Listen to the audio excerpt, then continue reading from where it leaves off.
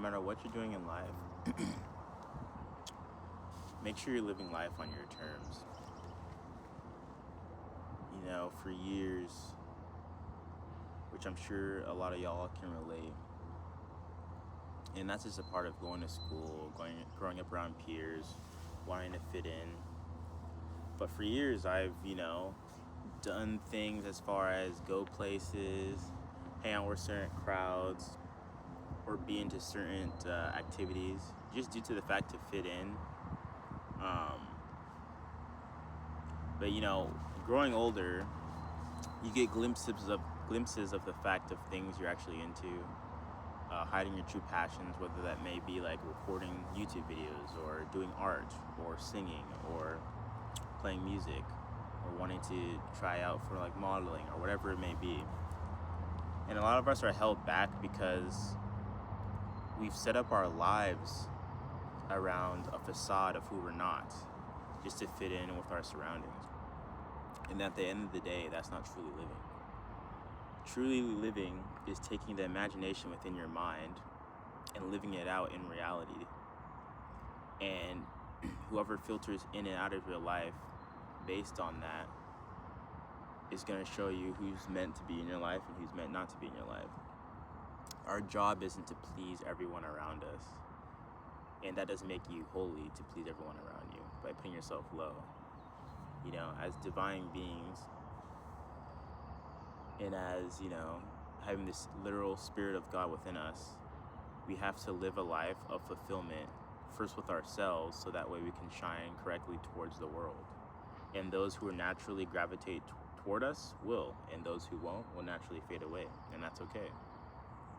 We're not meant to please everyone, and we're not meant to be in everyone's lives. And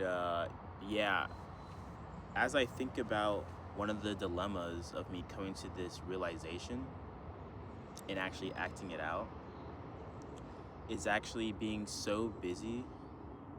And when I say busy, whether that's with work, caught up hanging out all the time with people, my mind was always just focused on what I was doing in that moment, living a life I didn't choose for myself, that you don't even have enough quiet time to even ponder and be still and realize, what direction is my life really going? It's almost like making a playlist and just hitting shuffle and not knowing what song's gonna come up next. You're just kind of living life in a merry-go-round of just happenings versus actually dictating the course and steering the rudder. So as I got older, and then life, people have kids, people grow up, people just get busier. You naturally, the gap between the amount of time you spend with your friends becomes bigger. I actually had time to consider my life and the direction it was going, and what I was actually doing, and if that aligned with what I actually wanted to be doing. And that's where I came to that realization. So I would say the key of realizing that is take some time, maybe take a week. If you're used to always a couple days talking to your people regularly and just checking in on them and this and that, take a week, log out of social media for a week, separate yourself from, your friends that you're always spending time with, and really just take a week to yourself and see where your thoughts resonate and how you feel once you go inward. And at first that may be uncomfortable because your mind's so used to being distracted and being in the midst of things. But that's not natural, Yes, we've progressed in life, especially over these last 100 years, really quickly with technology. But what that does is we get everything at an instant. Things don't take time. We don't even have time to ponder things because we're always getting pushed things left and right. So it's a blessing and a curse. It's a double-edged sword because we have all this power, but the human experience isn't meant to endure such stimuli on a constant basis. So the true superpower to this day and age is being able to give that time to actually fall back into your natural state of just being and actually hearing your inner thoughts.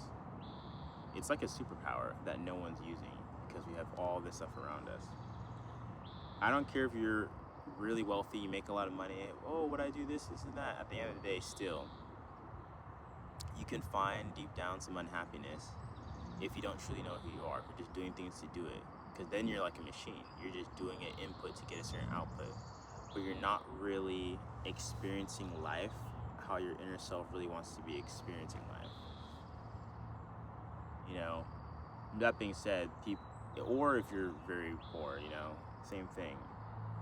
It's not about the money, but it's just about the realization is if you're in control of the rings of your life. Because if you don't want to have a lot of money, you love living a more humble life, just a day-to-day job, doing your thing, living below your means, doing that kind of stuff, and you're at peace, then you're doing your thing.